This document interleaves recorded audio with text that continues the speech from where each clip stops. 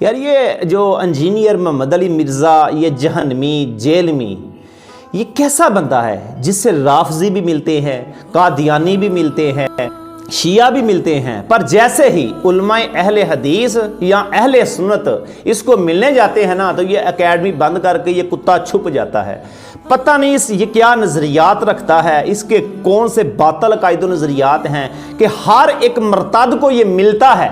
ہنسی خوشی ملتا ہے، ان کے ساتھ باتیں کرتا ہے، ان کے ساتھ معاملات طے کرتا ہے، ان کی دعوتیں کھاتا ہے، ان کے پاس جاتا ہے، وہ اس کے پاس آتے ہیں۔ جیسے رافضین ہو گئے، قادیین ہو گئے، ناسبین ہو گئے، یہ شیعہ رافضی، یہ سارے اس کے پاس آتے جاتے ہیں۔ لیکن یہ کوئی فقہ حنفی کو ماننے والا، کوئی دیوبندی ہو، کوئی اہل حدیث ہو، کوئی سنی ہو، جب وہ اسے کہتا ہے میرے سامنے آؤ تو پھر پتہ یہ کیا کہتا ہے، نہیں بڑوں کو لے، یا ان کا اہل حدیث ہوگا جو سب سے بڑا ہے ساجد میر، اس کو لے کر آؤ، یا مفتی منیب الرحمان صاحب کو لے کر آؤ، یا امام کعبہ کو لے کر آؤ۔ اس کو پتہ ہے نا کہ اس کی اتنی تو اوقات نہیں ہے کہ ان کے سامنے بیٹھ سکے، اور تو ہمارے ساتھ تو بیٹھ سکتا نہیں کتے، اور بغیرت آدمی، تجھے تو پتہ ہی کو نہیں کسی چیز کا۔ تو ان کے ساتھ اس لیے کہتا ہے کیونکہ تو ڈرتا ہے ان کے سامنے آنے سے۔ تجھے پتہ ہے جب تو ان کے سامنے آئے گا، سنی وہابی یا دیوبندیوں کے سامنے آئے گا تو تیرا پول کھل جائے گا، تیرے جو منافقت ہے نا، کیونکہ تو کام کر رہا رافضین پر، قادیین پر۔ میں آپ کو ایک بات بتاؤں، اس کے جتنے ماننے والے، اس کے جتنے فالوور، اس کو جتنے چاہنے والے، اس کے جتنے سٹوڈنٹ ہیں نا،